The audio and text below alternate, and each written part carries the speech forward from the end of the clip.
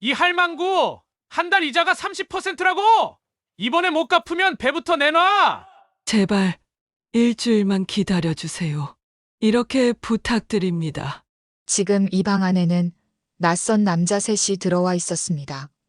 68살 할머니의 손에서 계약서가 후들후들 떨리고 있었고 남자는 차갑게 말했습니다. 철문이 쾅 하고 닫히는 소리가 울렸습니다. 빗소리가 창문을 때리고 멀리서 파도가 철썩철썩 부딪히는 소리가 들려왔습니다.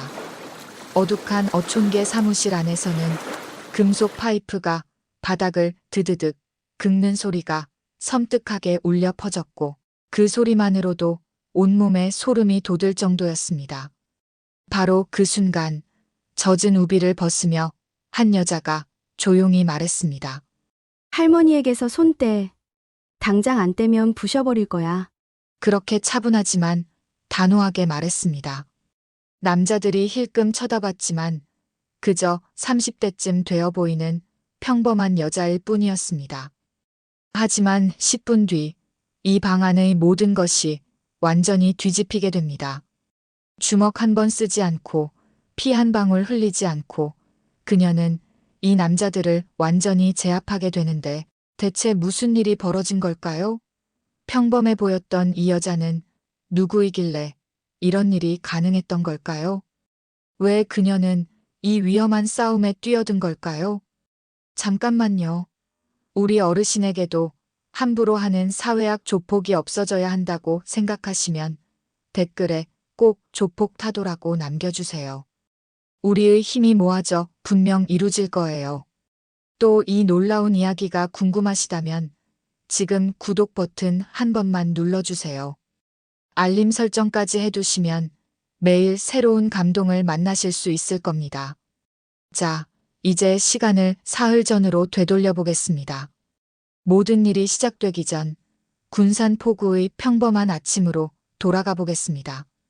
2000년대 초반의 군산이었습니다. 외환위기가 지나갔지만 그 상처는 여전히 깊게 남아있던 시절이었죠. 이 작은 어촌 마을도 예외는 아니었습니다. 중년들은 빚에 허덕이고 있었고 노인들은 자식 걱정에 밤마다 잠을 설치고 있었습니다. 이채린이라는 여자가 이 마을에 온 지는 6달쯤 됐을 때였습니다. 마을 사람들 눈에 그녀는 그저 조용한 사람이었습니다. 말수가 적고 가끔 바다를 멍하니 바라보고 서울에서 뭔가 지쳐서 내려왔다는 것, 그게 사람들이 아는 전부였습니다. 어느 아침이었습니다. 마을 슈퍼 앞에서 조말순 할머니가 웃으며 물었습니다. 채린 씨 오늘도 산책 가냐고. 68살의 할머니는 평생을 이 바닷가에서 사신 분이었습니다. 채린이 대답했습니다. 네, 할머니, 날씨가 좋다고. 그러자 할머니가 말했습니다. 좋긴 뭐가 좋냐며 비 온다는데 우산 챙기라고 말입니다. 할머니의 목소리는 밝았지만 눈가에는 어두운 그늘이 어려 있었습니다. 채리는 그걸 봤지만 묻지 않았습니다. 그게 그녀라는 사람이었으니까요. 깊이 캐묻지 않는 사람 말입니다. 채리는 방파제를 따라 천천히 걸었습니다. 까악 갈매기 울음소리가 들렸고 철썩철썩 파도 소리가 들렸고 쌩하고 짠 바람이 얼굴을 스치고 지나갔습니다. 서울에서의 생활은 복잡하고 빠르고 시끄럽고 숨막혔지만 여기는 달랐습니다. 느리고 조용하고 숨 쉴 공간이 있었으니까요. 그날 오후 어촌계 사무실에서 갑자기 소란이 났습니다. 채리는 슈퍼에서 라면을 사러 갔다가 그 소리를 들었는데 고함 소리와 울음 섞인 목소리가 들렸고 뭔가 단단히 잘못됐다는 걸 바로 직감할 수 있었습니다. 제발 일주일만요. 일주일만 더 기다려주세요. 말순 할머니의 목소리였습니다. 그러자 낯선 남자의 차가운 목소리가 대답했습니다. 일주일은 무슨 일주일이냐고. 벌써 3달 넘게 기다렸는데 이자만 해도 원금의 2배가 넘었다고 말입니다. 채린이 슈퍼 앞에 멈춰 섰을 때 가게 주인 아주머니가 작은 목소리로 속삭였습니다. 해광 캐피탈이라고 서울에서 내려온 사채업자들인데 말순이 언니가 남편 병원비 때문에 손을 댔다는 겁니다. 그런데 이자가 장난이 아니라고 했습니다. 채린이 물었습니다. 얼마나 빌렸냐고요? 아주머니가 대답했습니다. 500만 원인데 지금 갚아야 할 돈이 1,500만 원이 넘는다고 석 달 만에 그렇게 됐다고 말입니다. 채린의 눈빛이 차갑게 식어내렸습니다. 그녀는 천천히 어촌계 사무실로 걸어갔습니다. 문 앞에서 잠시 멈춰 안을 들여다봤는데 말순 할머니가 후들후들 떨리는 손으로 계약서를 붙들고 있었고 3명의 남자가 할머니를 빙 둘러싸고 있었습니다. 한 명은 서류를 흔들고 한 명은 팔짱을 끼고 한 명은 금속 파이프를 만지작거리고 있었습니다. 명백한 협박이었습니다. 채린이 문을 열었습니다. 무슨 일이냐고 할머니께 물었더니 남자들이 일제히 돌아봤습니다. 채린은 평범한 표정으로 안으로 들어서며 우비를 벗어 거리에 턱 걸었습니다. 리더로 보이는 남자가 인상을 찌푸리며 물었습니다. 누구냐고요? 채린이 대답했습니다. 마을 사람이라고요. 남자가 비웃듯 말했습니다. 마을 사람이면 마을 일이나 하라고. 여긴 우리랑 할머니 사이의 문제라고 말입니다. 채린이 조용히 말순 할머니 옆에 섰습니다. 할머니가 자신의 이웃이니까 이웃일은 자기 일이기도 하다고 말했습니다. 남자가 코웃음을 치며 물었습니다. 그럼 아가씨가 대신 갚아줄 거냐고 1,500만 원을 말입니다. 채린은 대답하지 않았습니다. 대신 계약서를 천천히 들여다보기 시작했는데 남자가 못마땅하게 노려보며 뭐 하는 거냐고 물었습니다. 채린이 계약서 좀 봐도 되냐고 물었고 남자가 할머니 허락은 받았냐고 따졌습니다. 말순 할머니가 고개를 끄덕였고 채린은 계약서를 한 장 한 장 넘기며 눈동자를 빠르게 움직였습니다. 숫자를 확인하고 날짜를 확인하고 도장을 확인했습니다. 그리고 조용히 말했습니다. 이자율이 한 달에 30%라고요. 남자가 되물었습니다. 그게 어쨌다는 거냐고요. 채린이 대답했습니다. 불법일 수도 있다고 말입니다. 남자의 얼굴이 굳어졌습니다. 채린은 여전히 차분한 목소리로 말을 이어갔습니다. 법으로 정한 최고 이자율은 1년에 20%인데 한 달로 따지면 1% 조금 넘는 수준이라고 그런다. 한 달에 30%면 1년에 360%니까 법보다 18배나 높다고 설명했습니다. 이건 불법 고리대금일 가능성이 높다고 말입니다. 남자들의 표정이 미묘하게 변했습니다. 당황과 짜증과 그리고 조금의 불안이 얼굴에 스쳐 지나갔습니다. 채린이 계약서를 다시 할머니께 건네며 남자들을 똑바로 봤습니다. 오늘은 돌아가시는 게 좋겠다고 말했습니다. 리더 남자가 비웃었습니다. 당신이 뭔데 우리한테 명령하냐고 물었습니다. 채린이 고개를 저었습니다. 명령이 아니라 조언이라고, 그냥 마을 사람의 조언일 뿐이라고 말했습니다. 남자가 한 발짝 다가섰습니다. 위협적인 자세였습니다. 그냥 마을 사람이 우리 일에 끼어들면 어떻게 되는지 아냐고 으름장을 놓았습니다. 하지만 채린은 움직이지 않았습니다. 눈도 깜빡이지 않았습니다. 그저 조용히 그를 바라봤는데 그 눈빛에는 두려움이라고는 전혀 없었습니다. 남자가 뭔가 이상함을 느꼈습니다. 평범해 보이는 이 여자인데 왜 전혀 떨지 않는 걸까요? 왜 한 발짝도 물러서지 않는 걸까요? 뭔가 심상치 않았습니다. 리더가 혀를 찼습니다. 오늘은 그냥 간다고 하지만 내일 다시 온다고 할머니는 돈 준비해두라고 말했습니다. 세 남자가 쿵쿵쿵 문을 박차고 나갔고 방 안에 정적이 흘렀습니다. 말순 할머니가 떨리는 목소리로 물었습니다. 채린 씨 괜찮겠냐고. 저 사람들은 험한 사람들이라고 말입니다. 채린이 부드럽게 미소 지으며 대답했습니다. 괜찮다고 내일 다시 이야기해보자고 말입니다. 하지만 채린의 눈빛 깊은 곳에는 할머니가 보지 못한 무언가가 타오르고 있었습니다. 차갑고 단단하고 절대 흔들리지 않는 무언가가 말입니다. 그날 밤 채린은 바다를 오래 바라봤습니다. 철썩철썩 파도 소리가 귓가에 맴돌았고 그녀는 아주 오래전 기억을 떠올렸습니다. 선박, 인질, 노인의 떨리는 손, 그리고 자신이 구하지 못했던 그 순간을 말입니다. 채린은 주먹을 꽉 쥐었습니다. 그리고 작게 중얼거렸습니다. 이번엔 다르다고, 이번엔 절대 놓치지 않겠다고 말입니다. 다음 날 아침 6시, 채린은 벌떡 일어났습니다. 잠을 설쳤거든요. 꿈속에서도 할머니의 떨리는 손이 계속 보였기 때문이었습니다. 그녀는 운동화 끈을 묶고 밖으로 나갔습니다. 타다닥 타다닥 방파제를 따라 달리기 시작했는데 숨이 턱까지 차올랐고 땀이 목덜미를 타고 흘러내렸지만 멈추지 않았습니다. 오늘 저놈들이 다시 온다는 생각, 어떻게 해야 할까? 어떻게 막을 수 있을까 하는 생각이 머릿속을 가득 채우고 있었습니다. 채린은 폭력을 원하지 않았습니다. 주먹으로 해결하는 건 그녀가 가장 싫어하는 방법이었는데 과거에 그것 때문에 너무 많은 것을 잃었기 때문이었습니다.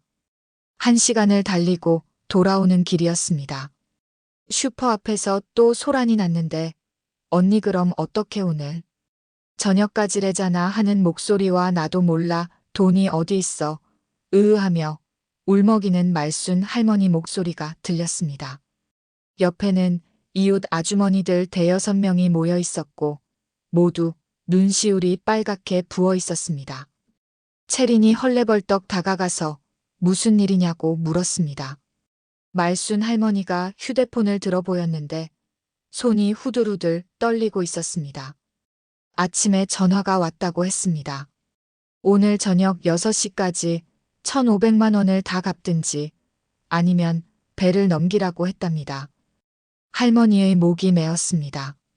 그 배가 남편이 평생 탔던 배이고 지금 아들이 타는 배인데 그 배가 우리 집 전부라고 아들이 그걸로 고기 잡아서 식구들이 먹고 사는 건데 그걸 빼앗긴다고 했습니다. 할머니 목소리가 완전히 무너지면서 눈물이 뚝뚝 떨어졌습니다. 채린의 가슴이 쿵 내려앉았습니다.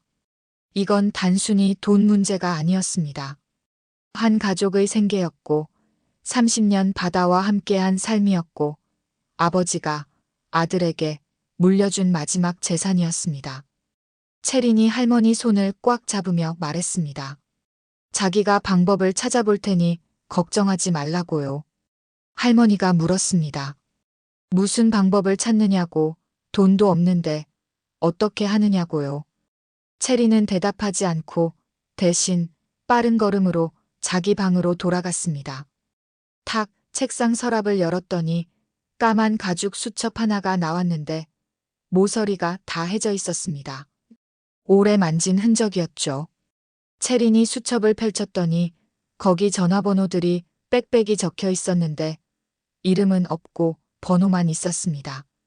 각 번호 옆에는 짧은 메모가 있었는데 해경 서해, 법률구조 군산, 금감원 불법 금융 같은 것들이었습니다.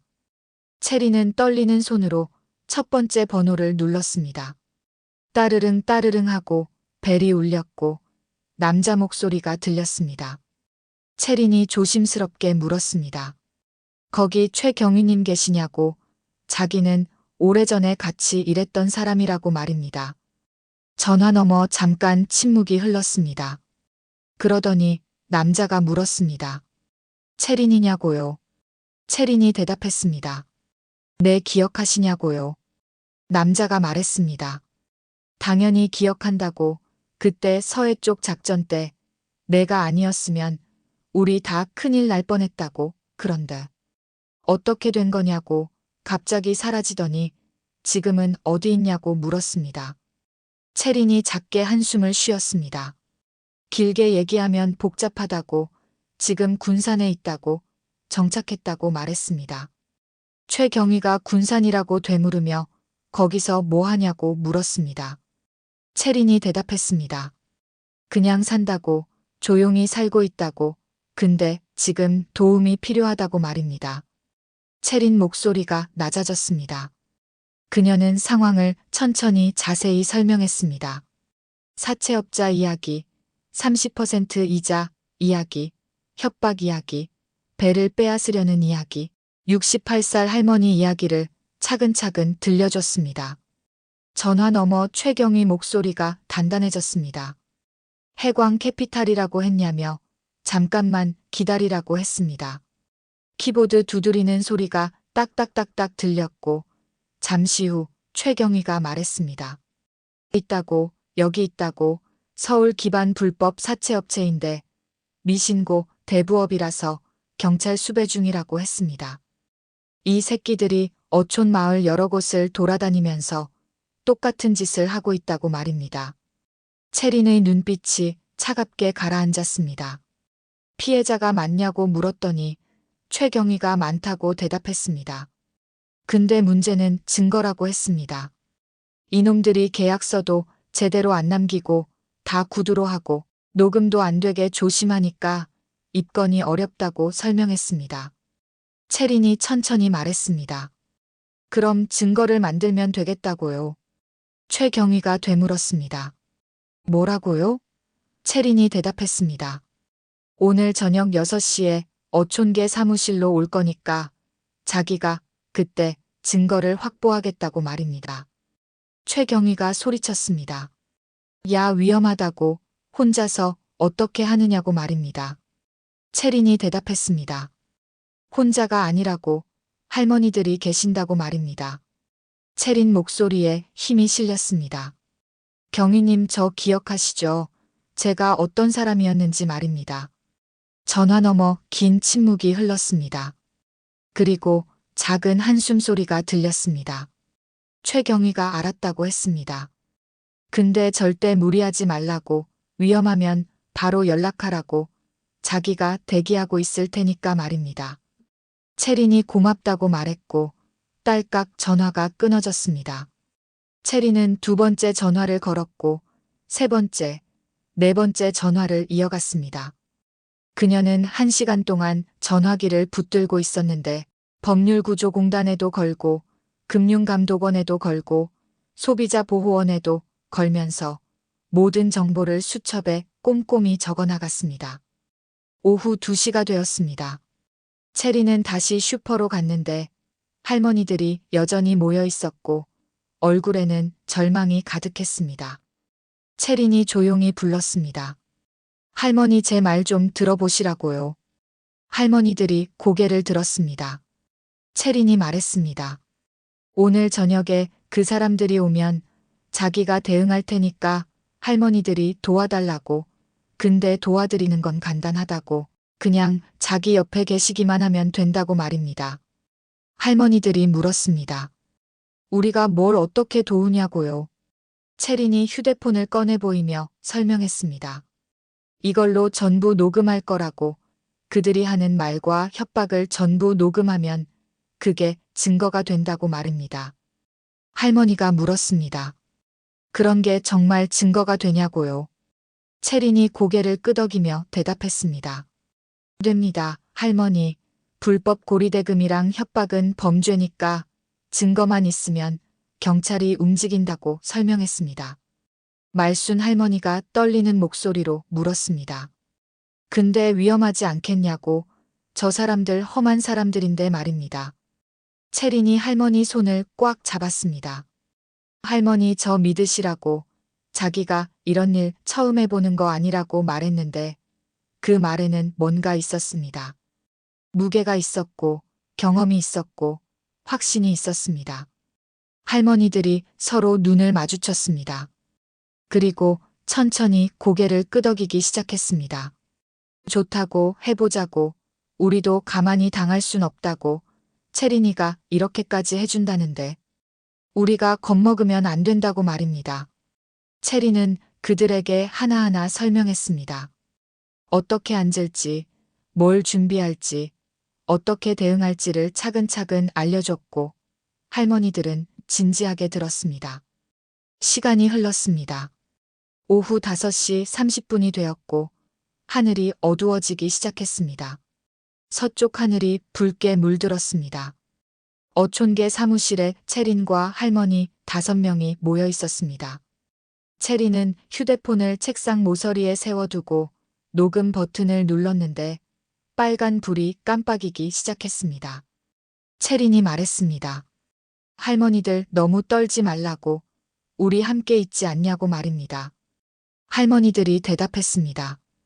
응, 근데 떨린다고요. 체린이 다시 말했습니다. 괜찮다고, 자기가 다 할 테니까 할머니들은 그냥 계시기만 하면 된다고 말입니다. 똑딱, 똑딱, 똑딱. 벽시계 소리만 방 안에 울렸습니다.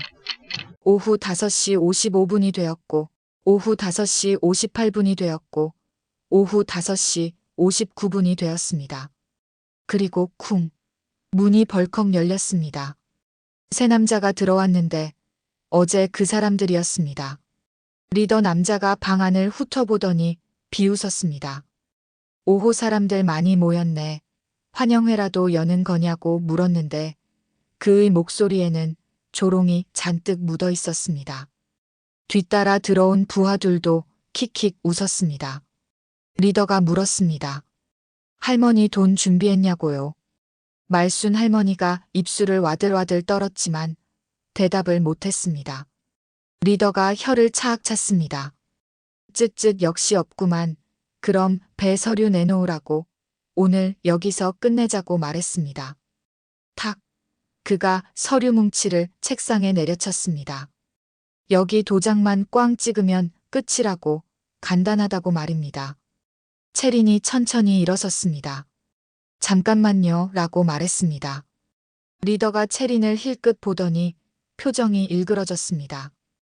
또 당신이야. 오늘도 나서려고 하냐고 물었습니다. 체린이 차분하게 말했습니다. 나서는 게 아니라 도와드리는 거라고, 할머니께 법적 조언을 드리는 거라고 말입니다.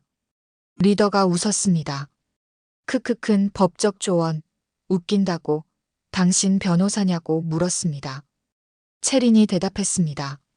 아니라고, 근데 법은 안다고, 그리고 이건 명백한 불법이라고 말했습니다. 리더가 되물었습니다. 불법, 뭐가 불법이냐고요? 체린이 서류를 집어들며 설명하기 시작했습니다.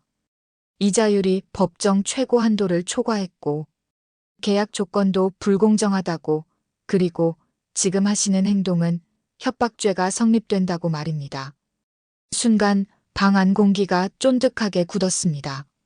리더 얼굴이 화학 굳었습니다. 협박, 우리가 언제 협박했냐고 되물었습니다. 체린이 대답했습니다. 배를 빼앗겠다고 하신 게 협박이라고, 그리고 이 대화 지금 전부 녹음되고 있다고 말하며 휴대폰을 가리켰습니다. 딱 시간이 멈춘 것 같았습니다. 남자들 얼굴이 새하얗게 질렸습니다. 리더가 성큼성큼 체린에게 다가왔는데 주먹이 불끈 쥐어져 있었습니다. 이 미친년, 지금 장난치냐고 으르렁거렸습니다. 할머니들이 깍 하고 비명을 질렀습니다. 하지만 체린은 미동도 하지 않았습니다. 눈도 깜빡이지 않았습니다.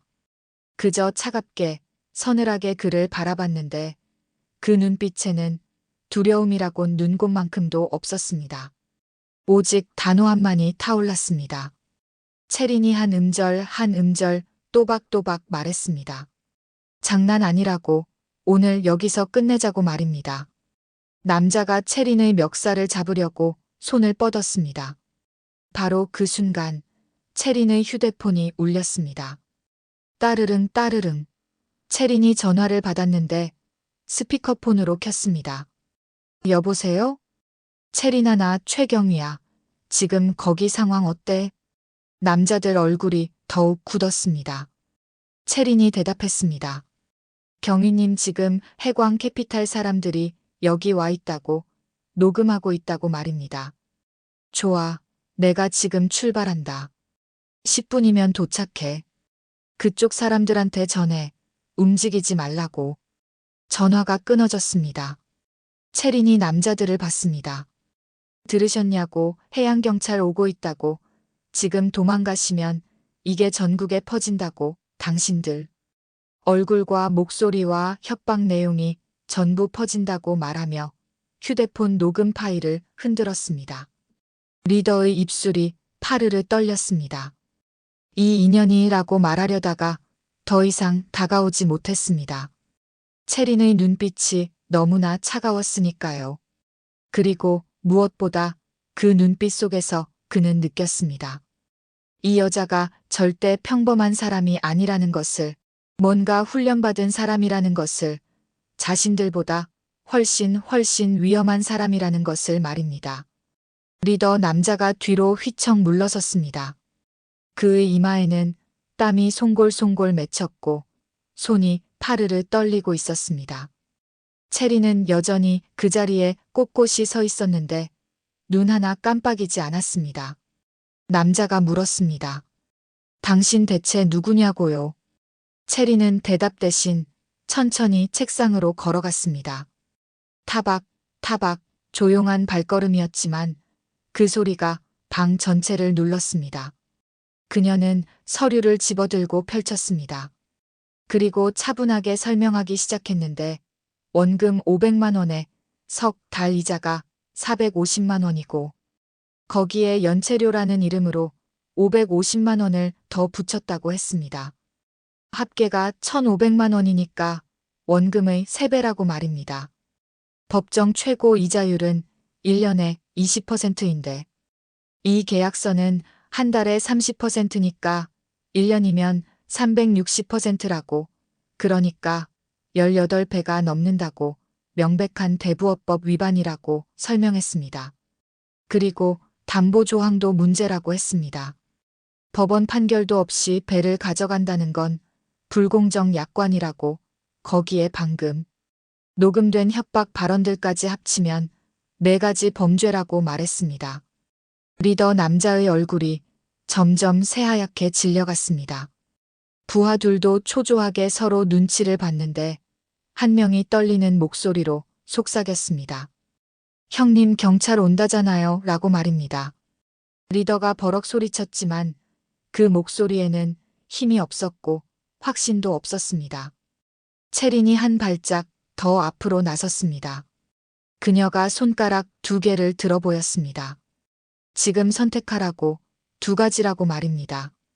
첫째는 여기 앉아서 경찰을 기다리는 것이었습니다. 현행범으로 체포되고 녹음 파일이 증거로 제출되면 기소될 테고 그러면 징역 3년에서 5년을 살게 될 거라고 설명했습니다. 둘째는 지금 즉시 계약을 무효화하는 것이었습니다. 할머니께 사과하고 받은 돈을 전부 돌려드리면 고소하지 않겠다고 말입니다. 리더가 황당하다는 듯 되물었습니다. 받은 돈을 돌려달라고, 미쳤냐고 소리쳤습니다. 하지만 체리는 흔들리지 않았습니다. 차분하게 단호하게 말했습니다. 미친 제안이지만 당신들한테는 최선이라고 말입니다. 부하 한 명이 다급하게 리더 팔을 잡았습니다. 전과가 또 생기면 끝이라고 속삭였는데 리더가 부하를 밀쳤지만 그의 눈빛이 흔들리고 있었습니다. 체린이 시계를 봤습니다. 5분 남았다고 말했습니다. 똑딱똑딱똑딱 벽시계 소리만 울렸습니다. 리더가 이를 악물었고 주먹을 불끈 쥐었다 폈다 했습니다. 그리고 마침내 항복했습니다. 얼마를 돌려달라는 거냐고 물었습니다. 체린이 말순 할머니께 물었더니 할머니가 떨리는 목소리로 대답했습니다. 250만 원이라고요.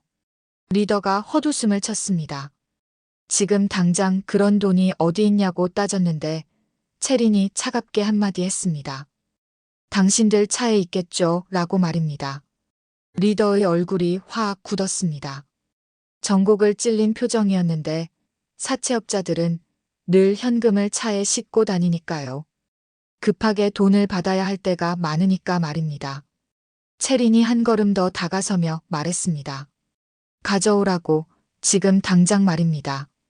더 이상 도망칠 곳이 없었습니다. 리더가 부하에게 턱짓을 했고 부하 한 명이 후다닥 밖으로 뛰어나갔습니다.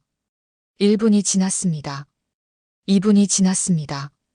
방 안이 너무나 조용했는데 할머니들의 가쁜 숨소리와 남자들의 거친 숨소리와 멀리서 들려오는 파도 소리만 들렸습니다. 철썩철썩. 드디어 부하가 돌아왔습니다. 손에 까만 봉투를 들고 있었는데 리더가 봉투를 낚아채서 책상에 탁 내려쳤습니다. 250이라고 세어보라고 말했습니다. 체리는 봉투를 열지 않았습니다. 대신 말순 할머니께 건넸는데 할머니가 후들후들 떨리는 손으로 돈을 셌습니다. 10,000원짜리 지폐들이 수북했습니다. 할머니가 울먹이며 말했습니다. 맞다고, 250만 원 맞다고 말입니다. 채린이 남자를 봤습니다. 이제 계약서라고 말했습니다. 리더가 계약서를 확 낚아챘습니다. 찢찢찢, 종이 찢어지는 소리가 방 안에 울렸습니다. 됐냐고, 이제 됐냐고 남자가 소리쳤습니다. 채린이 고개를 저었습니다. 마지막 하나 남았다고 사과라고 말했습니다. 리더의 눈이 부릅떴고 욕이 목까지 올라왔지만 바로 그 순간 우우우 하는 사이렌 소리가 멀리서 들려왔습니다. 점점 가까워지고 있었습니다. 리더가 이를 갈았습니다. 온몸이 부들부들 떨렸는데 분노인지 굴욕인지 알 수 없는 감정이 얼굴에 일렁였습니다. 그는 돌아서서 말순 할머니를 봤습니다. 그리고 작게, 아주 작게 중얼거렸습니다. 죄송합니다. 라고 말입니다. 형식적이었습니다. 진심은 아니었습니다. 하지만 사과는 사과였습니다. 채린이 문을 활짝 열었습니다. 가라고, 다시는 이 마을에 오지 말라고 말했습니다. 리더가 채린을 도끼 서린 눈으로 노려봤습니다. 두고 보자고, 당신이라고 말하려다가 채린이 끊었습니다. 다시 오시면 바로 신고한다고, 증거 다 있으니까 말입니다. 남자들이 쿵쿵쿵 밖으로 나갔습니다. 차 시동 거는 소리, 끼익 하는 급브레이크, 부웅 하는 엔진 소리가 멀어졌고 그들이 완전히 사라졌습니다. 방 안에 짧은 침묵이 흘렀습니다. 그리고 으아앙, 말순 할머니가 와락 울음을 터뜨렸습니다. 다른 할머니들도 한꺼번에 울기 시작했는데 눈물이 폭포수처럼 쏟아졌습니다.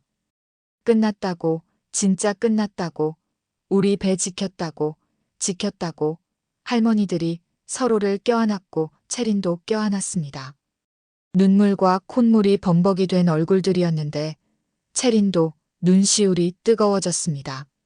그때 문이 열렸습니다.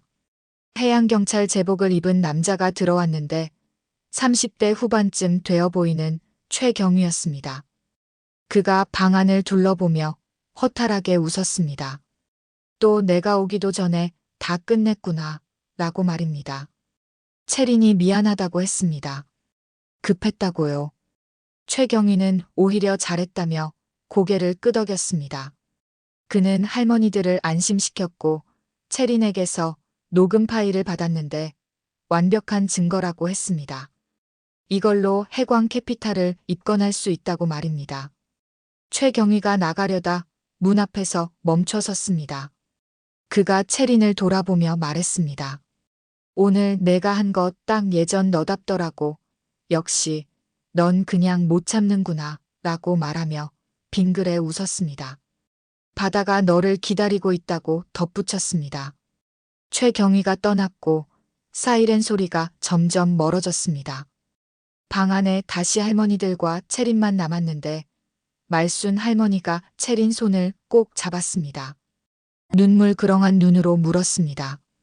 채린아, 넌 대체 뭐 하던 사람이냐고요? 채린이 부드럽게 미소 지었습니다. 그냥 이웃이라고, 할머니라고 말했습니다. 하지만 할머니들은 알았습니다. 이 여자가 절대 평범한 사람이 아니라는 것을, 뭔가 대단한 과거를 숨기고 있다는 것을 말입니다. 그날 밤 체리는 혼자 바닷가에 서 있었습니다. 철썩철썩 차가운 파도가 발을 적셨고 그녀는 하늘을 올려다봤는데 별이 총총했습니다. 최경의 말이 맞았습니다. 자신은 그냥 못 참는 사람이었습니다. 누군가 힘들어하는 걸 보면 가만히 있을 수가 없었으니까요. 바람이 불었고 머리카락이 휘날렸습니다. 체리는 주먹을 꽉 쥐었습니다. 오늘 일은 끝났습니다. 할머니를 구했고 사채업자를 쫓아냈습니다. 하지만 이상했습니다. 뭔가 시작된 것 같았고 오래 잠들어 있던 무언가가 눈을 뜬 것 같았습니다. 체린 가슴속 깊은 곳에서 말입니다. 그리고 그녀는 아직 몰랐습니다. 이것이 시작일 뿐이라는 것을, 마을에 소문이 퍼지기 시작했다는 것을, 더 많은 사람들이 그녀를 찾아올 것이라는 것을, 그리고 곧, 아주 곧 그녀의 진짜 정체가 드러날 수밖에 없는 순간이 온다는 것을 말입니다. 파도가 거세게 바위를 때렸습니다. 쾅! 물보라가 하얗게 솟구쳤습니다. 체리는 그 물보라를 바라보며 생각했습니다. 그래, 어쩔 수 없지. 이게 나니까 라고 말입니다. 별빛 아래 그녀의 눈빛이 결연하게 빛났습니다. 무언가 큰 일이 다가오고 있었습니다. 사흘이 지났습니다. 군산포구 마을은 작았습니다. 소문은 빠르게 퍼졌습니다. 슈퍼 앞에서, 횟집에서, 어촌계 사무실에서 사람들이 속삭였습니다. 체린이가 사채업자들을 혼자서 쫓아냈다더라. 주먹 한 번 안 쓰고 법으로 눌렀다더라. 대단하다더라. 그런다. 체린이가 대체 뭘 하던 사람이길래 그런 얘기들이 마을 곳곳에 떠돌았습니다. 체리는 그 소문들을 들었습니다. 마을을 걸을 때마다 시선이 느껴졌고 사람들이 수군거렸습니다. 불편했습니다. 조용히 살고 싶었는데 이미 늦어버렸습니다. 넷째 날 아침이었습니다. 체린이 방파제를 달리고 있을 때 뒤에서 누군가 다급하게 뛰어왔습니다. 타다다닥 타다다닥 체린 씨 하고 소리쳤습니다. 돌아보니 50대쯤 되어 보이는 남자였습니다. 얼굴이 새까맣게 그을린 어부였습니다. 헐떡이며 도와달라고, 저 좀 도와달라고 애원했습니다. 남자가 주머니에서 구겨진 종이를 꺼냈는데 손이 후들후들 떨렸습니다. 우리 배 관련 서류인데 어제 항만청에서 날아왔다고, 배를 압류한다고, 벌금이 2천만 원이라고 떨리는 목소리로 말했습니다. 체린이 종이를 받아 읽어내려갔습니다. 항만청 공문이었습니다. 선박 안전검사 미이행으로 인한 운항정지 및 압류 통보. 작년에 분명히 검사를 받았는데 기록이 없대요. 증빙 서류를 가져오라는데 화재로 다 타버렸어요. 담당자가 자꾸 빨리 처리하자고 해요. 남자가 울먹이며 쏟아냈습니다. 체린의 눈빛이 날카로워졌습니다. 뭔가 냄새가 났습니다. 이건 단순한 행정착오가 아니었습니다. 그날 오후 체린은 항만청을 찾아갔습니다. 회색 건물 2층 민원실로 올라가니 카운터 뒤에 40대 초반쯤 되는 통통한 남자가 앉아 있었습니다. 명찰에 김성훈이라고 적혀 있었습니다. 선박 안전검사 관련 문의 좀 드리려고요. 체린이 종이를 내밀었습니다. 김성훈이 흘끗 보더니 키보드를 딱딱딱 두드렸습니다. 안전검사 기록 없네요. 미이행입니다. 증빙 서류 가져오세요. 기계적으로 대답했습니다. 작년에 받았다는데요. 체린이 물었습니다.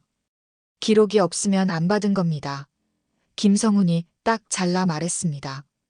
서류가 화재로 소실됐다고 하던데요. 체린이 다시 물었습니다. 그건 제 문제가 아니에요. 증빙 없으면 처리 못해요. 벌금 내시든지. 김성훈이 다른 서류를 보기 시작했습니다. 체리는 그를 가만히 지켜봤습니다. 뭔가 이상했습니다. 너무 단호했고 다른 방법을 찾아주려는 노력이 전혀 없었습니다. 혹시 작년 안전검사 기록을 다시 확인해 주실 수 있나요? 시스템 오류일 수도 있잖아요. 채린이 조용히 물었습니다. 김성훈이 짜증 섞인 표정으로 쳐다봤습니다. 아가씨, 나도 바빠요. 기록 없으면 없는 거예요. 더 물어볼 거 없으면 가보세요. 손을 휘저었습니다. 채린이 휴대폰을 꺼냈습니다.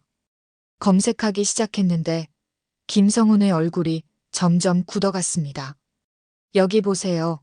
선박안전법 시행규칙 제32조 시정명령 후 30일 이내 미이행 시 운항 정지인데 그 전에 시정 기회를 줘야 해요. 채린이 화면을 보여줬습니다.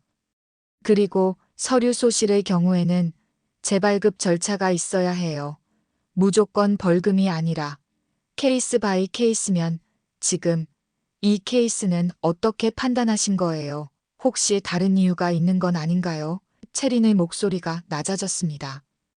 김성훈이 벌떡 일어났습니다. 뭐 다른 이유 무슨 소리예요? 나가주시겠어요? 더 이상 할 말 없어요. 소리쳤습니다. 다른 직원들이 쳐다봤고 민원인들도 고개를 돌렸습니다. 감사실 연락처 주시면 나갈게요. 채린이 차분하게 말했습니다. 나가라니까요. 김성훈이 더 크게 소리쳤습니다. 알겠어요. 제가 직접 찾아볼게요. 채린이 돌아서서 걸어 나갔습니다. 타박 타박 타박. 김성훈이 뒤에서 날카롭게 쏘아붙였습니다. 아가씨, 괜히 일 키우지 마요. 나중에 후회해요. 협박조였습니다. 채린이 멈춰섰습니다. 돌아보지 않고 조용히 말했습니다. 후회는 잘못한 사람이 하는 거예요. 그리고는 문을 열고 나갔습니다. 채린이 건물 밖으로 나왔을 때 햇살이 따가웠지만 그녀의 눈빛은 더 날카로웠습니다. 휴대폰을 꺼내 최경위에게 전화를 걸었습니다. 따르릉 따르릉. 경위님, 혹시 항만청 쪽 아는 사람 있어요? 채린이 상황을 설명하기 시작했습니다. 최경위가 잠시 생각하더니 말했습니다. 수상하네. 내가 알아볼게. 항만청에 후배 하나 있거든. 그런데 채린아, 조심해. 공무원 쪽 건드리면 복잡해질 수 있어. 진지한 목소리였습니다. 알아요. 근데 가만히 있을 수가 없어요. 채린이 대답했습니다. 최경위가 한숨을 쉬었습니다. 그래, 내 성격 안다. 조심하고 뭐 있으면 바로 연락해. 전화가 끊어졌습니다. 채린은 하늘을 올려다봤습니다. 구름이 천천히 흘러갔습니다. 이번 일이 지난번보다 복잡할 거라는 걸 느꼈습니다. 단순한 사채업자가 아니라 뭔가 더 큰 것과 부딪히게 될 거라는 걸 알았습니다. 하지만 채린은 물러서지 않을 것이었습니다. 누군가 부당하게 고통받고 있다면, 누군가 힘없는 사람을 짓밟고 있다면 싸울 것이었습니다. 그게 그녀였으니까요. 이틀이 지났습니다. 최경위에게서 연락이 왔습니다. 따르릉 따르릉. 채린아, 확인했다. 항만청 내부에 큰 문제가 있다. 목소리가 무거웠습니다. 김성훈이라는 그 직원이 최근 몇 달 사이에 어선 7척을 압류 처리했답니다. 패턴이 똑같았습니다. 안전검사 기록이 갑자기 사라지고 증빙 서류를 요구하고 못 내면 바로 압류하고, 그렇게 빼앗은 배들은 전부 경매로 넘어갔고 그 배들을 사들인 회사가 따로 있었습니다. 바다종합해운 사장 이름은 이철민, 군산 쪽에서 꽤 큰 손인데 평판이 안 좋기로 유명하답니다. 불법 아슬아슬한 라인에서 장사한다는 소문이 자자하고 최근 김성훈 통장에 큰 돈이 들어왔다 나갔다 했는 출처가 불분명하답니다. 채린은 확신했습니다. 공무원과 기업이 손잡고 어민들을 털고 있다는 것을 말입니다.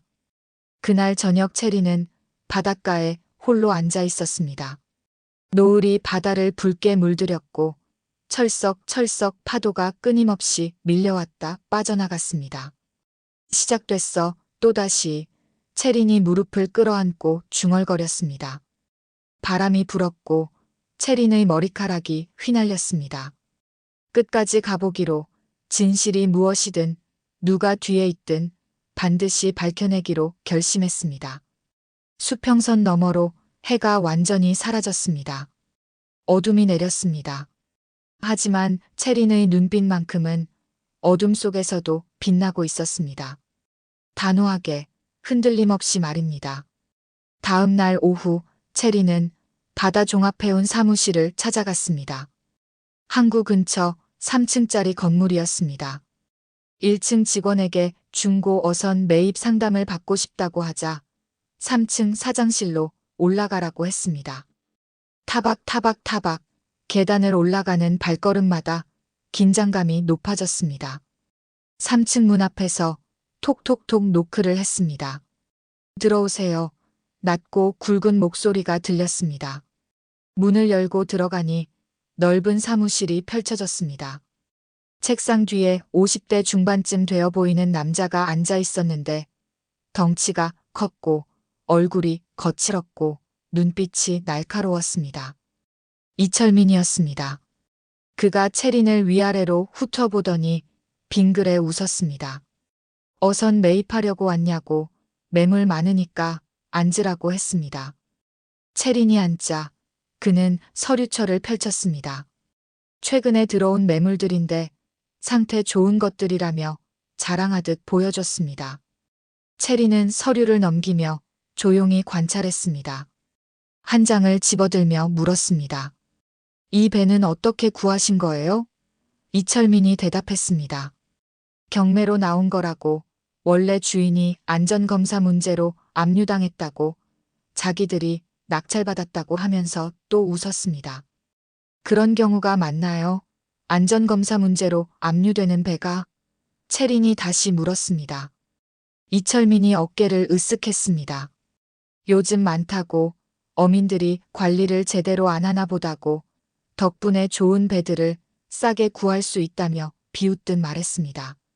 채린은 그 웃음을 보며 확신했습니다. 이 사람은 알고 있다는 것을, 배들이 부당하게 빼앗긴다는 것을 알면서도 이용하고 있다는 것을 말입니다. 혹시 항만청이랑 거래 많이 하세요? 채린이 직구를 날렸습니다. 압류된 배들이 경매로 나오려면 항만청 절차를 거쳐야 하잖아요. 덧붙였습니다. 이철민의 표정이 확 바뀌었습니다. 당신 누구요? 진짜 어선 사려고 온 거 맞아요? 따졌습니다.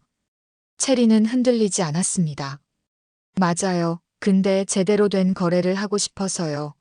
문제 있는 배는 사고 싶지 않거든요. 차분하게 대답했습니다. 문제, 무슨 문제? 이철민이 코웃음 쳤습니다. 부당하게 압류된 배 같은 거요. 채린이 또박또박 말했습니다.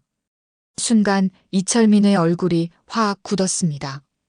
그가 책상을 쿵 치며 벌떡 일어났습니다. 당신 지금 나한테 시비 거는 거요? 소리쳤습니다. 하지만 채린은 자리에서 일어나지 않았습니다. 조용히 앉아서 그를 똑바로 쳐다보며 물었습니다. 김성훈이라는 항만청 직원 아시죠? 이철민의 얼굴이 새하얗게 질렸습니다. 손이 파르르 떨렸습니다. 당신 대체 누구요? 떨리는 목소리로 물었습니다. 채린이 천천히 일어섰습니다. 저는 그냥 이웃이에요.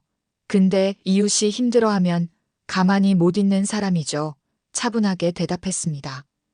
이철민이 주먹을 쥐고 협박했습니다. 지금 나가지 않으면 경찰 부른다. 큰 소리쳤습니다. 채린이 빙그레 웃었습니다. 경찰이요. 좋아요. 저도 경찰 아는 사람 있으니까 같이 얘기해 볼까요? 말하자 이철민이 말문이 막혔습니다.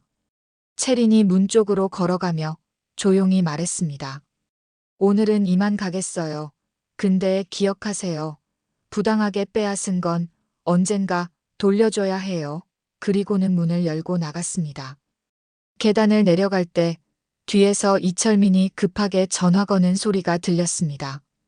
여보세요. 문제 생겼어요. 누가 캐고 들어와요. 김성훈 이름까지 알아요. 다급한 목소리가 새어나왔습니다. 체리는 건물 밖으로 나왔습니다. 햇살이 눈부셨지만 그녀의 눈빛은 더 날카로웠습니다. 확신했습니다.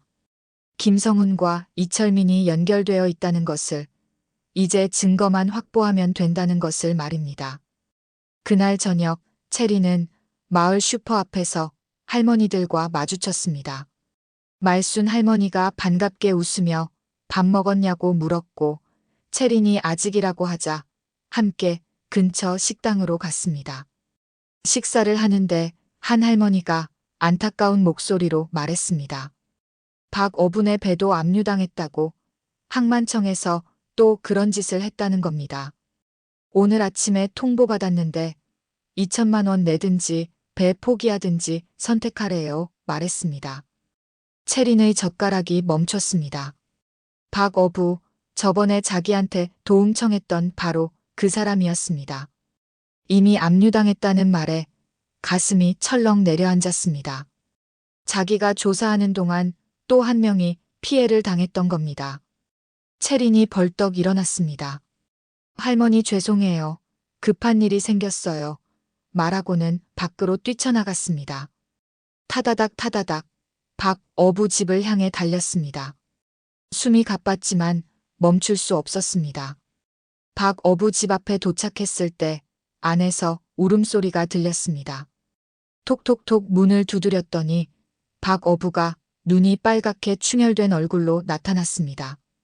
손에는 배 압류 확정 통보서가 쥐어져 있었는데 내일까지 2천만 원을 내지 않으면 경매로 넘어간다고 적혀 있었습니다. 체린이 서류를 받아들고 단호하게 말했습니다. 걱정하지 마세요. 제가 막을게요. 박어부가 고개를 저었습니다. 어떻게 막아요? 내일까지인데. 절망적인 목소리였습니다. 체린이 휴대폰을 꺼내 최경위에게 전화를 걸었습니다. 따르릉 따르릉. 경위님 지금 바로 움직여야 해요. 내일이면 또 한 척이 넘어가요. 다급하게 말했습니다. 최경위가 대답했습니다. 알았어. 지금 감사실이랑 얘기해서 긴급 조사 들어가게 할게. 단호한 목소리였습니다. 전화를 끊고 체리는 박어부를 봤습니다. 내일 아침까지 기다려보세요. 제가 해결할게요. 했습니다. 박어부가 떨리는 목소리로 물었습니다. 체린 씨 당신 대체 누구예요? 왜 이렇게까지 도와주세요? 체린이 잠시 침묵했습니다. 그리고 조용히 대답했습니다. 누군지는 중요하지 않아요. 중요한 건 잘못된 일을 바로잡는 거예요. 말했습니다. 하지만 박어부는 체린의 눈빛을 봤습니다. 그 눈빛은 평범한 사람의 것이 아니었습니다. 수많은 위기를 겪은 사람의 눈빛이었고, 특별한 훈련을 받은 사람의 눈빛이었고, 정의를 위해서라면 어떤 위험도 마다하지 않는 사람의 눈빛이었습니다. 그날 밤 체리는 혼자 바닷가에 섰습니다. 철썩철썩 파도가 발을 적셨고 차가운 바람이 얼굴을 때렸습니다. 주먹을 꽉 쥐었습니다. 내일이면 모든 게 드러날 것입니다. 김성훈과 이철민의 비리가 밝혀질 것이고, 부당하게 빼앗긴 배들이 돌아올 것이고, 그리고 자신의 정체도 더 이상 숨길 수 없게 될 것입니다. 하지만 체리는 두렵지 않았습니다. 오히려 마음이 편했습니다. 숨어 사는 것보다 떳떳하게 싸우는 게 자신답다는 걸 깨달았으니까요. 별빛 아래 그녀의 눈빛이 결연하게 빛났습니다. 내일 진실의 순간이 옵니다. 그리고 군산 포구 마을 사람들은 비로소 알게 될 것입니다. 평범해 보였던 이 여자가 누구였는지를, 왜 그녀가 두려움 없이 싸울 수 있었는지를, 그녀의 이름이 무엇을 의미하는지를 말입니다. 다음 날 아침, 해가 뜨기도 전이었습니다. 체리는 잠을 설쳤습니다. 새벽 5시에 일어나 창밖을 바라봤는데 어둠 속에 바다만 검게 펼쳐져 있었습니다. 오늘이 결정적인 날이라는 걸 알고 있었습니다. 모든 진실이 드러날 날이었습니다. 6시쯤 휴대폰이 울렸습니다. 따르릉 따르릉 최경미였습니다. 준비됐냐고, 지금 감사관들이랑 같이 항만청으로 간다고, 1시간 뒤에 들어간다고 했습니다. 채린도 간다고 했더니 위험하다며 말렸지만 채린은 고집했습니다. 박어부와 함께 가겠다고, 피해자는 반드시 현장에 있어야 한다고 말했습니다. 7시 채린은 박어부와 함께 항만청 앞에 도착했습니다. 이미 경찰차 2대가 주차되어 있었고 최경위와 감사관들이 기다리고 있었습니다. 2층 민원실로 올라가는 계단, 타박 여러 사람의 발걸음 소리가 긴장감을 더했습니다. 민원실 문을 열고 들어가니 김성훈이 책상에 앉아 있었는데 그들을 보자마자 얼굴이 하얗게 질렸습니다. 최경위가 경찰 신분증을 보여주며 차갑게 통보했습니다. 해양경찰 수사관이라고 지금부터 직권 남용 및 업무상 배임 혐의로 조사받을 거라고 말입니다. 김성훈이 벌떡 일어나려다 주저앉았습니다. 무슨 소리냐고 떠들었지만 목소리가 심하게 떨렸습니다. 감사관이 컴퓨터로 다가가서 키보드를 딱딱딱 두드리며 화면을 확인하기 시작했는데 삭제된 안전검사 기록들이 백업 서버에 전부 남아 있었습니다. 박어부 배 안전검사 통과 기록도 있었습니다. 작년 5월 15일자였는데 석 달 전에 삭제됐고 삭제한 사람은 김성훈 본인이었습니다. 김성훈이 실수라고 시스템 오류라고 변명했지만 목소리에 힘이 전혀 없었습니다.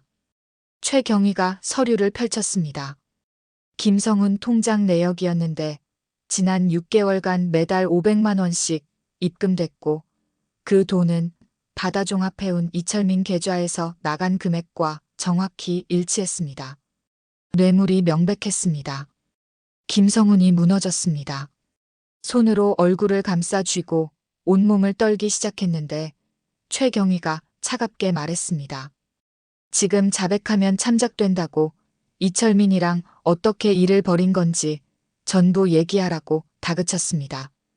김성훈이 고개를 떨구고 떨리는 목소리로 털어놓기 시작했습니다. 1년 전쯤 이철민이 먼저 접근했다고 처음에는 식사 한번 하자더니 술자리가 이어졌고 어느 날 제안을 했답니다. 안전검사 기록 좀 지워달라고 배 한 척당 500만 원씩 주겠다고 어차피 나중에 다시 검사받으면 되니까 큰 문제 아니라고 꼬드겼답니다. 처음엔 거절했다고 했습니다. 하지만 빚이 많았고 아이 학원비가 밀렸고 결국 한 번 손을 댔는데 그게 시작이었답니다. 한 번 하고 나니 끊을 수가 없었고 이철민이 계속 일을 시켰고 거부하면 지금까지 한 것들을 폭로하겠다고 협박했답니다. 김성훈이 울먹였습니다. 미안하다고 잘못했다고 어민들한테 정말 미안하다고 했지만 이미 늦은 후회였습니다. 채린이 박어부를 데리고 김성훈 앞으로 갔습니다. 박어부가 눈물을 글썽이며 떨리는 목소리로 말했습니다. 그 배가 우리 가족 전부였다고, 아버지가 물려주신 거였다고, 아들한테 물려주려고 30년을 지켜온 거였다고, 당신이 그걸 빼앗아갔다고 말하자 김성훈이 고개를 더 떨궜습니다. 최경위가 김성훈에게 수갑을 채웠습니다. 딸깍 차가운 금속 소리가 방 안에 울렸습니다. 김성훈이 끌려나갔고 복도를 지나가는데 다른 직원들이 놀란 눈으로 쳐다봤습니다. 소문은 금방 퍼질 것이었습니다. 채린과 박어부도 밖으로 나왔습니다. 햇살이 눈부셨고 박어부가 채린 손을 꽉 잡았습니다. 고맙다고, 정말 고맙다고, 채린 씨 아니었으면 배를 영영 잃을 뻔했다고 눈물을 흘렸습니다. 최경위가 다가와서 말했습니다. 이제 이철민 차례라고, 영장이 나왔으니 곧 바다종합해운으로 간다고, 같이 가겠냐고 물었고 채린이 당연히 간다고 대답했습니다. 오전 10시 경찰차 3대가 바다종합해운 앞에 멈춰 섰습니다. 끼익 타이어 마찰음이 크게 울렸습니다.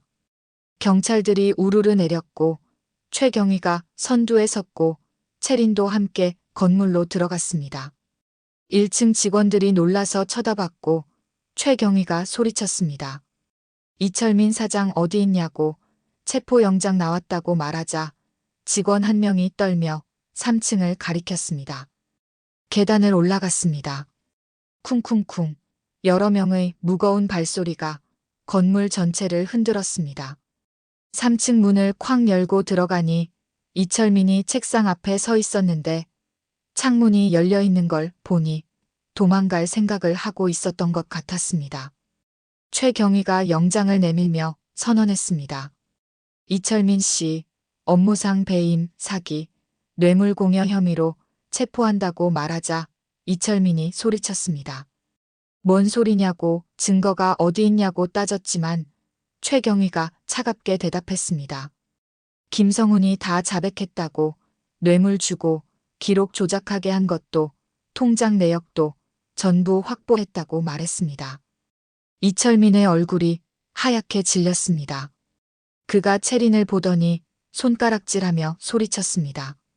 당신이 다 꾸민 거지 라고 했지만 채린은 조용히 대답했습니다. 제가 꾼 게 아니라고 당신이 저지른 일이 드러난 것뿐이라고 차분하게 말했습니다.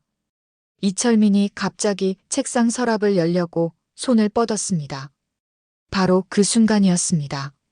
슝! 채린의 몸이 번개처럼 움직였습니다. 2걸음에 책상 앞으로 날아가서 이철민의 손목을 정확하게 꺾어버렸습니다. 탁! 뼈가 부딪히는 소리와 함께 이철민이 비명을 지르며 무릎을 꿇었습니다. 서랍 안에는 작은 칼이 들어 있었습니다. 모두가 숨을 죽이고 채린을 쳐다봤습니다. 최경희마저 눈이 커졌습니다. 그 움직임은 평범한 사람의 것이 절대 아니었습니다. 완벽하게 훈련된 전사의 제압 기술이었고 실전에서 수없이 사용해본 사람만이 할 수 있는 동작이었습니다. 채린이 이철민 손목을 놓으며 뒤로 물러섰습니다. 경찰들이 달려들어 이철민에게 수갑을 채웠고 딸깍하는 차가운 소리가 또다시 울렸습니다. 이철민이 끌려나가면서 소리쳤습니다. 당신 대체 누구야? 평범한 사람이 어떻게 그렇게 움직여? 라고 외쳤지만 채린은 대답하지 않았습니다. 건물 밖으로 나왔을 때 이미 마을 사람들이 모여 있었습니다. 소문이 퍼진 겁니다. 말순 할머니와 어민들이 서 있었고 박 어부가 뛰어와서 소리쳤습니다. 잡혔어요. 이철민 잡혔어요. 라고 외치자 사람들이 환호했습니다. 짝짝짝 박수가 터져나왔고 누군가 울었고 누군가 웃었고 누군가 서로를 껴안았습니다. 채린은 그 모습을 보며 조용히 미소 지었습니다. 하지만 사람들은 알아차리기 시작했습니다. 아까 그 장면을 본 경찰들이 속삭였고 소문이 빠르게 퍼졌습니다. 채린이 이철민을 단일 초 만에 제압했다는 이야기, 그 움직임이 특수부대 출신처럼 보였다는 이야기가 입에서 입으로 전해졌습니다. 한 어민이 물었습니다. 채린 씨 당신 무술 배웠어요? 말순 할머니가 물었습니다. 채린아 넌 서울에서 뭐 했던 거니? 사람들의 시선이 채린에게 집중됐습니다. 채린이 잠시 침묵했습니다. 최경희가 옆에 서서 조용히 말했습니다. 얘기해 채린아. 이제 숨길 필요 없어. 이 사람들은 알 자격이 있어. 라고 말했습니다. 채린이 깊게 숨을 들이마셨습니다. 그리고 천천히 입을 열었습니다. 제 이름은 이채린입니다. 10년 전까지 저는 해군 특수전 전단 UDT에 있었습니다. 라고 말하자 사람들이 일제히 숨을 죽였습니다. UDT. 그 이름을 모르는 사람은 없었습니다. 대한민국 최정예 특수부대, 바다를 지키는 전사들, 불가능한 임무를 수행하는 사람들이었습니다. 채린이 계속 말했습니다. 10년간 복무하면서 여러 작전에 참여했다고 해상 인질 구출도 하고 밀수선 차단도 하고 불법 조업 단속도 했다고 설명했습니다. 하지만 10년 전 한 작전에서 실수를 했다고 인질 한 명을 구하지 못했고 그게 너무 큰 상처였고 결국 군을 떠났다고 말했습니다. 그 후로는 조용히 살고 싶었다고 아무도 모르는 곳에서 평범하게 살고 싶어서 이 마을에 왔다고 하지만 또다시 누군가 힘들어하는 걸 보니까 가만히 있을 수가 없었다고 그게 자기라는 사람이었다고 고백했습니다. 숨겼던 건 미안하지만 후회는 없다고 말했습니다. 긴 침묵이 흘렀습니다. 그리고 말순 할머니가 앞으로 나왔습니다. 체린 손을 꽉 잡고 눈물을 흘리며 말했습니다. 고마워 체린아. 내가 누구든 무슨 일을 했든 넌 우리한테 영웅이야 라고 말하자 다른 사람들도 고개를 끄덕였습니다. 박수가 다시 터져 나왔습니다. 짝짝짝. 이번에는 체린을 향한 박수였고 진심 어린 감사의 박수였습니다. 체린의 눈시울이 뜨거워졌습니다. 처음으로 정말 오랜만에 자신이 받아들여졌다는 느낌을 받았습니다. 숨기지 않아도 되는 곳, 있는 그대로의 자신으로 살 수 있는 곳, 여기가 바로 그런 곳이었습니다. 그날 저녁 마을 전체가 축제 분위기였습니다. 부당하게 빼앗긴 배들이 돌아올 거라는 소식에 모두가 기뻐했고 체린의 진짜 정체를 알게 된 사람들은 그녀를 영웅처럼 대했습니다. 하지만 체린은 조용히 바닷가에 혼자 앉아 있었습니다. 철썩철썩 파도가 밀려왔다 빠져나갔고 최경희가 옆에 왔습니다. 앉아도 되냐고 물었고 체린이 고개를 끄덕였습니다. 둘은 한동안 말없이 바다를 바라봤습니다. 최경희가 말했습니다. 드디어 말했구나. 내 정체를 라고 하자 체린이 대답했습니다. 더 이상 숨길 수 없었어요 라고 말했습니다. 후회하냐고 묻자 체린이 고개를 저었습니다. 아니요, 오히려 시원해요 라고 말했고 최경희가 웃었습니다. 그래, 넌 원래 이런 사람이었지. 숨어 사는 게 어울리지 않아 라고 말했습니다. 바람이 불었습니다. 별이 떴습니다. 파도가 노래했습니다. 체리는 생각했습니다. 이제 새로운 시작이라고, 진짜 자신으로 사는 삶이 시작된다고, 그리고 그 삶이 기대된다고 말입니다. 하지만 체리는 아직 몰랐습니다. 이 사건이 끝이 아니라는 것을, 더 큰 일이 기다리고 있다는 것을, 그리고 그 일을 통해 체리는 과거의 상처를 완전히 치유하게 된다는 것을 말입니다. 일주일이 지났습니다. 군산 포구는 평화로웠습니다.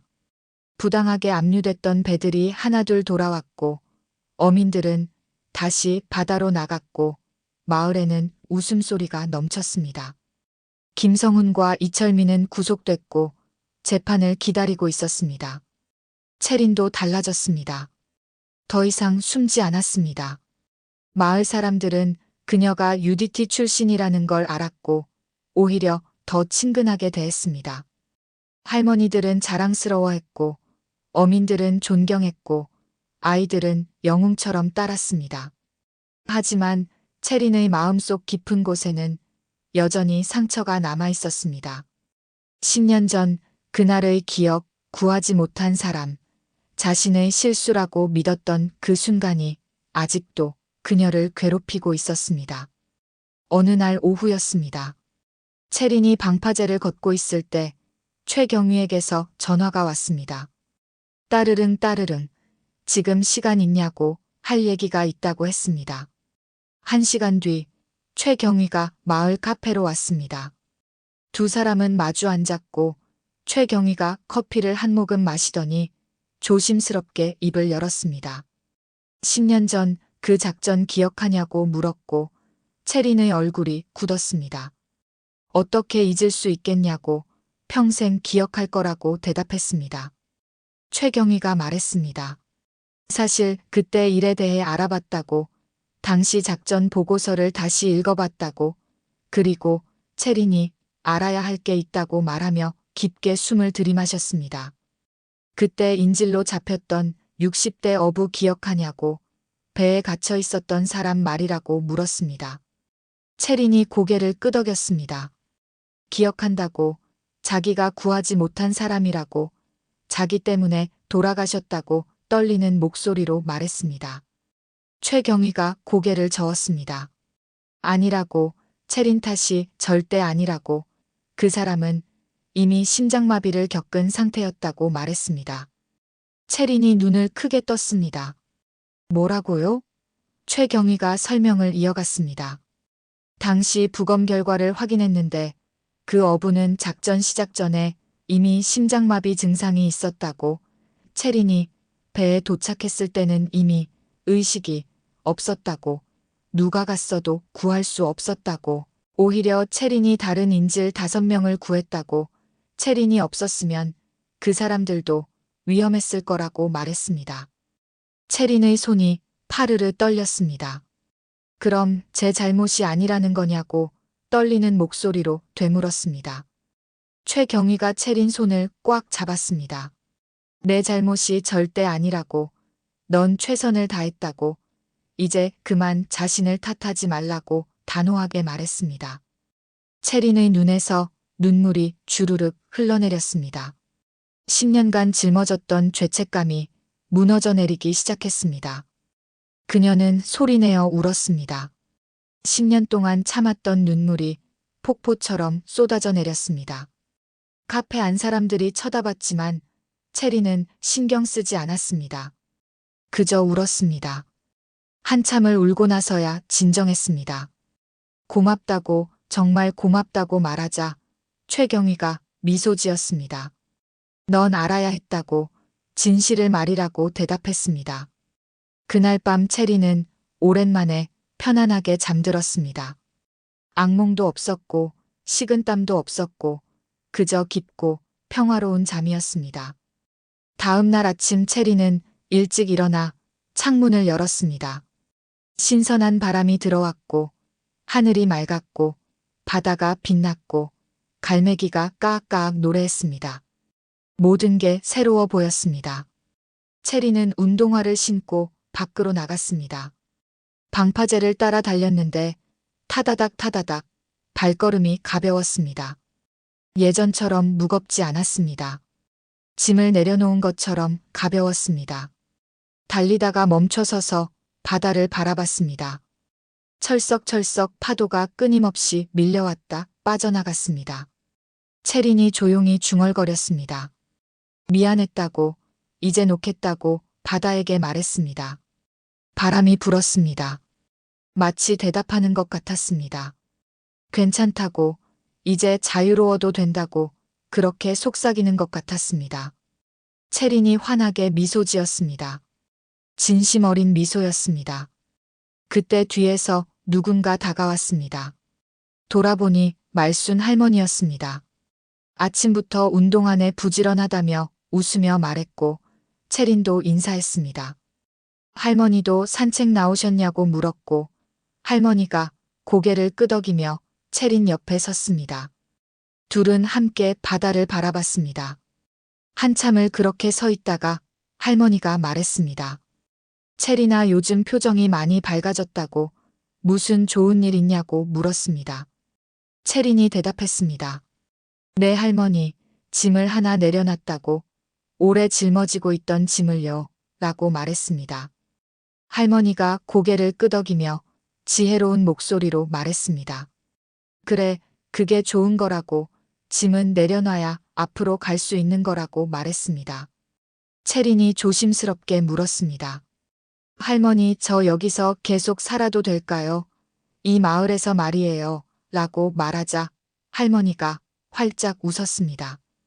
당연하다고, 여기가 내 집이고 넌 우리 가족이라며 채린 손을 꽉 잡았습니다. 채린의 눈시울이 뜨거워졌습니다. 그날 오후 채린은 마을 회관에 갔습니다. 어민들이 모여서 회의를 하고 있었는데 채린을 보자 자리를 내줬습니다. 앉으라고, 우리 영웅 채린이 왔다고 박수 쳐주자고 하며 짝짝짝 박수가 울렸습니다. 마을 이장님이 말했습니다. 채린 씨 덕분에 우리 마을이 살았다고, 고맙다고, 앞으로도 우리랑 함께해 달라고 했고, 채린이 진심을 담아 대답했습니다. 제가 더 감사하다고, 저를 받아주셔서, 있는 그대로의 저를 인정해 주셔서 말이라고 말했습니다. 회의가 끝나고 나올 때 박 어부가 다가와서 잠깐만요 라고 불렀습니다. 채린이 멈춰 서자 박 어부가 작은 상자를 건넸습니다. 열어보니 나무로 만든 작은 배 모형이 들어 있었는데 손바닥만 한 크기였지만 정성스럽게 깎아서 만든 것이었습니다. 박 어부가 설명했습니다. 자기가 직접 만들었다고, 채린 씨한테 감사의 마음을 전하고 싶었다고, 이 배처럼 채린 씨도 언제나 순항하시길 바란다고 말했습니다. 채린이 배 모형을 소중히 받아주었습니다. 고맙습니다. 정말 고맙습니다. 라고 말하며 눈물을 참았습니다.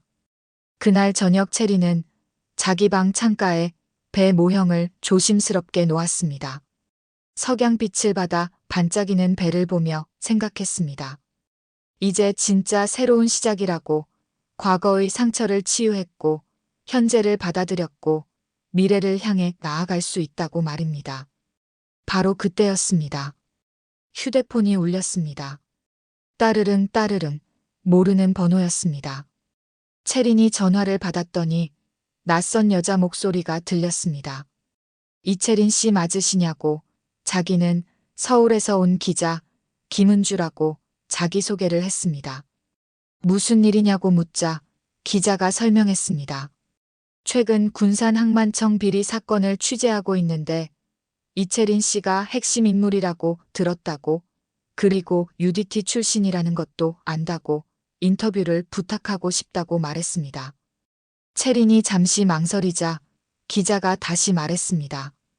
이채린 씨 이야기가 많은 사람들에게 용기를 줄 수 있을 것 같다고, 힘없는 사람들을 위해 싸운 이야기니까 꼭 들려주고 싶다고 설득했습니다. 채린이 생각했습니다.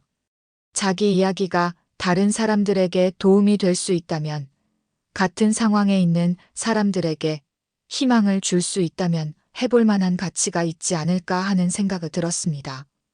채린이 대답했습니다. 알겠다고, 한번 만나보자고, 언제 오겠냐고 물었습니다. 기자가 기뻐하며 말했습니다. 감사하다고, 내일 오후에 뵙겠다고 하며 전화를 끊었습니다. 채린은 휴대폰을 내려놓고 창밖을 바라봤습니다. 해가 지고 있었습니다. 하늘이 붉게 물들었고 바다가 황금빛으로 반짝였습니다. 내일 또 새로운 일이 시작되겠구나. 하지만 괜찮아. 이제 난 준비됐어. 어떤 일이 와도 당당하게 맞설 수 있어. 라고 속으로 다짐했습니다. 밤이 깊어갔습니다.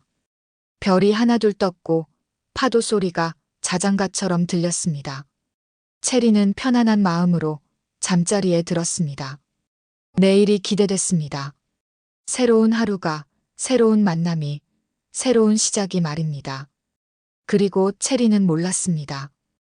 이 인터뷰가 방송되면 전국의 수많은 사람들이 그녀의 이야기를 듣게 된다는 것을, 그 중에는 10년 전 그날 채린이 목숨을 걸고 구해낸 인질 5명 중 1명도 포함되어 있다는 것을, 그 사람이 채린을 찾아온다는 것을, 그리고 그 만남이 채린에게 완전한 치유를 가져다 준다는 것을 말입니다. 다음 날 오후 2시였습니다. 기자 김은주가 마을에 도착했습니다. 30대 중반쯤 되어 보이는 여자였는데 카메라와 녹음기를 들고 있었습니다. 채린은 바닷가 벤치에서 그녀를 맞이했습니다. 인터뷰는 1시간 동안 이어졌습니다. 채린은 자신의 이야기를 차근차근 들려줬습니다. UDT에서 보낸 10년 해상작전들, 군산에 온 이유, 사채업자와의 대결, 항만청 비리 폭로, 그 모든 이야기를 솔직하게 털어놨습니다. 기자가 마지막 질문을 던졌습니다. 왜 이렇게까지 하셨냐고, 위험을 감수하면서까지 남을 도운 이유가 뭐냐고 물었습니다. 채린이 바다를 바라보며 대답했습니다. 과거에 구하지 못한 사람이 있었다고, 그 죄책감이 자신을 오랫동안 괴롭혔다고, 하지만 이번에는 달랐다고, 누군가를 지킬 수 있었고, 그게 자신에게 큰 의미였다고 말했습니다. 기자가 고개를 끄덕이며 말했습니다. 감동적인 이야기라고, 많은 사람들이 용기를 얻을 거라고. 이 인터뷰는 다음 주 월요일 저녁 뉴스 특집으로 방송될 거라고 알려줬습니다. 인터뷰가 끝나고 기자가 돌아간 뒤 체리는 혼자 바닷가에 남았습니다. 철썩철썩 파도가 밀려왔다 빠져나갔습니다. 잔잔한 오후였습니다. 일주일이 흘렀습니다. 월요일 저녁 6시 마을 회관에 사람들이 모였습니다. 텔레비전 앞에 할머니들과 어민들이 빙 둘러 앉았습니다. 말순 할머니가 말했습니다. 우리 채린이 나온다고 텔레비전에 라며 들떠 있었습니다. 채린도 함께 있었습니다. 쑥스러워하며 구석에 앉아 있었는데 사람들이 앞으로 오라고 손짓했습니다. 저녁 뉴스가 시작됐습니다. 앵커가 말했습니다. 오늘은 특별한 이야기를 준비했다고. 군산포구의 작은 마을에서 일어난 정의의 이야기라고 소개했습니다. 화면이 바뀌었습니다. 채린의 얼굴이 나왔습니다. 인터뷰 영상이 흘러나왔는데 채린이 담담하게 자신의 이야기를 들려주는 모습이었습니다. 마을 사람들이 숨죽이고 지켜봤습니다. 누군가 눈물을 훔쳤습니다. 누군가 고개를 끄덕였습니다. 채린의 이야기는 단순한 영웅담이 아니었습니다. 상처받은 사람이 다시 일어서는 이야기였고, 평범한 사람이 용기를 내는 이야기였고, 작은 힘으로도 세상을 바꿀 수 있다는 희망의 이야기였습니다. 방송이 끝났습니다. 회관 안이 조용했다가 갑자기 박수가 터져 나왔습니다. 짝짝짝, 우레와 같은 박수였습니다. 사람들이 채린을 껴안았습니다. 말순 할머니가 울면서 말했습니다. 자랑스럽다고, 우리 채린이가 이렇게 대단한 사람이었다고 말했습니다. 채린도 눈시울이 붉어졌습니다. 고맙다고, 여러분 덕분이라고 말했습니다. 바로 그때였습니다. 회관 문이 열렸습니다. 한 남자가 들어왔습니다. 50대 초반쯤 되어 보였는데 정장을 입고 있었습니다. 그는 주위를 둘러보다가 채린을 발견했습니다. 남자가 채린에게 천천히 다가왔습니다. 그리고 떨리는 목소리로 물었습니다. 이채린 씨 맞으시죠? 라고 말했습니다. 채린이 고개를 끄덕였습니다. 네, 맞는데요. 누구시죠? 남자가 깊게 숨을 들이마셨습니다. 그리고 말했습니다. 저는 서울에서 왔습니다. 방금 뉴스를 봤습니다. 이채린 씨 이야기를 듣고 바로 차를 몰고 왔습니다. 라고 말하며 목소리가 떨렸습니다. 채린이 이상하게 생각했습니다. 왜 그러시냐고, 무슨 일이냐고 물었습니다. 남자가 눈물을 글썽이며 말했습니다. 10년 전 기억하시냐고, 서해 불법 조업 선박 인질 사건 말이라고, 채린 씨가 인질들을 구출한 그 작전 말이라고 물었습니다. 채린의 얼굴이 굳었습니다. 기억한다고, 어떻게 그걸 아시냐고 되물었습니다. 남자가 대답했습니다. 자기가 그때 인질 중 한 명이었다고, 채린 씨가 목숨 걸고 구해준 5명 중 한 명이라고 말했습니다. 회관 안이 숨죽였습니다. 채린이 눈을 크게 떴습니다. 남자가 계속 말했습니다. 그날 자기는 배선실에 갇혀 있었다고, 밀수업자들이 흉기를 들고 위협했고 죽는 줄 알았다고. 그런데 갑자기 문이 열리고 군복 입은 여자가 들어왔다고. 그게 바로 채린 씨였다고 말했습니다. 채린 씨가 자기들을 하나하나 안전한 곳으로 대피시켰다고. 밀수업자 한 명이 칼을 들고 덤볐을 때 채린 씨가 막아섰다고. 자기 대신 칼을 맞을 뻔했다고. 그렇게 목숨을 걸고 자기들을 구해줬다고 말하며 목이 메었습니다. 10년 동안 채린 씨를 찾고 싶었다고, 고맙다고 말하고 싶었다고, 근데 이름도 얼굴도 제대로 기억나지 않았다고, 그저 군복 입은 여자가 자기 목숨을 구해줬다는 것만 기억했다고. 그런데 오늘 뉴스를 보고 바로 알았다고. 그 눈빛을 잊을 수가 없었다고. 채린 씨가 바로 그때 그 사람이라고 확신했다고 말했습니다. 남자가 채린 앞에 무릎을 꿇었습니다. 고맙습니다. 정말 고맙습니다. 채린 씨 덕분에 제가 살았습니다. 채린 씨 덕분에 제 아내를 다섯 만났고 아이들을 키울 수 있었습니다. 채린 씨 덕분에 지금 제가 여기 있습니다. 라며 눈물을 흘렸습니다. 채린도 눈물이 쏟아졌습니다. 10년 동안 자신은 누군가를 구하지 못했다고 자책했었습니다. 하지만 지금 눈앞에 자기가 구한 사람이 서 있었습니다. 살아서 건강하게, 행복하게 말입니다. 채린이 남자를 일으켜 세웠습니다. 그리고 말했습니다.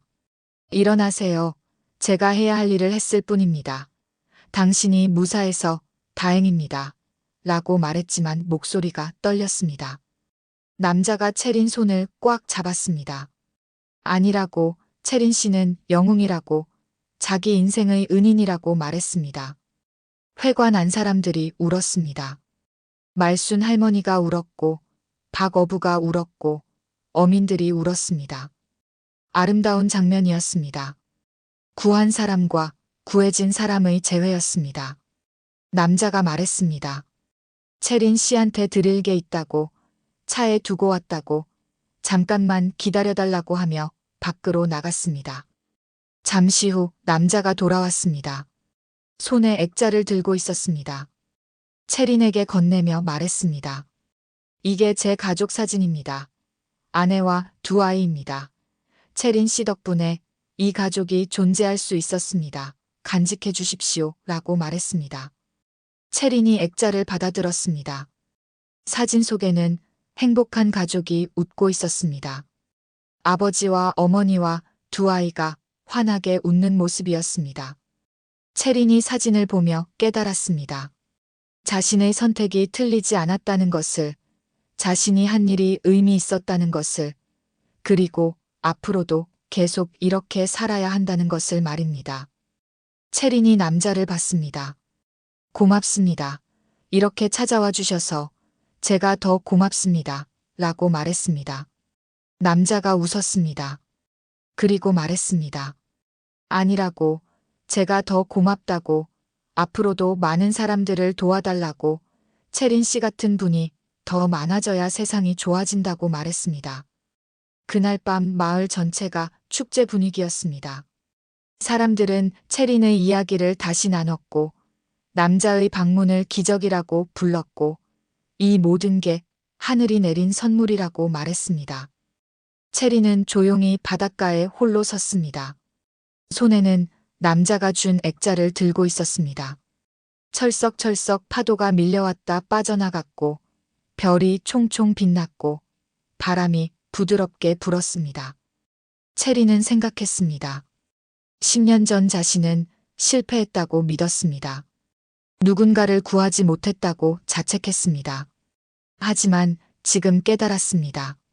자신은 5명을 구했고, 그들의 가족을 구했고, 그들의 미래를 구했다는 것을 말입니다. 그리고 지금은 또 다른 사람들을 구했습니다. 말순 할머니를, 박어부를, 마을 사람들을 말입니다. 채린은 이제 확신했습니다. 자신의 길이 옳다는 것을, 앞으로도 이렇게 살아야 한다는 것을 말입니다. 최경희가 옆에 왔습니다. 조용히 서서 함께 바다를 바라봤습니다. 한참을 침묵하다가 최경희가 말했습니다. 채린아, 이제 완전히 치유됐구나, 라고 말했습니다. 채린이 고개를 끄덕였습니다. 네, 경희님, 이제 괜찮아요. 정말 괜찮아요, 라고 대답했습니다. 최경희가 물었습니다. 앞으로 뭐 할 거냐고, 계속 여기 있을 거냐고 말입니다. 채린이 미소 지었습니다. 네, 여기가 제 집이에요. 이 사람들이 제 가족이에요. 여기서 살면서 도움이 필요한 사람들을 돕겠어요. 라고 말했습니다. 최경희가 웃었습니다. 그래, 그게 너답다. 라고 말하며 채린 어깨를 툭 쳤습니다. 두 사람은 한참을 바다를 바라봤습니다. 바람이 불었습니다. 파도가 노래했습니다. 별이 빛났습니다. 체리는 생각했습니다. 이것이 새로운 시작이라고, 진짜 자신으로 사는 삶이라고, 과거의 상처를 완전히 치유했고, 현재를 받아들였고, 미래를 당당하게 맞이할 수 있다고 말입니다. 그리고 무엇보다 중요한 것은 이제 자신이 행복하다는 것이었습니다. 진심으로, 온전히, 완전히 행복했습니다. 군산 포구의 밤은 깊어갔습니다. 하지만 체린의 마음은 어느 때보다 밝았습니다. 내일 아침에도 해가 뜰 것입니다. 체리는 다시 방파제를 달릴 것입니다. 마을 사람들과 인사할 것입니다. 누군가 도움이 필요하면 달려갈 것입니다. 그렇게 평범하지만 의미 있는 하루하루를 살아갈 것입니다. 그것이 바로 이채린이라는 사람이었습니다. 한때 UDT 특수부대원이었고 지금은 군산 포구의 평범한 이웃이고 언제나 누군가의 편에 서는 사람이었습니다. 파도가 철썩철썩 밀려왔습니다. 별이 반짝반짝 빛났습니다. 체린이 환하게 웃었습니다. 이야기는 여기서 끝이 아닙니다. 오히려 새로운 시작입니다. 체린의 진짜 이야기는 지금부터 시작되는 것입니다. 여러분, 오늘 이채린의 이야기 어떠셨나요? 오늘 이야기 뭐 하시면서 들으셨나요? 식사하면서, 일하면서, 운동하면서 댓글로 남겨주시면 행운 가득하실 거예요. 그리고 이 이야기가 마음에 드셨다면 구독과 좋아요 부탁드립니다. 매일 저녁 이렇게 감동적인 이야기를 들려드리겠습니다. 감사합니다.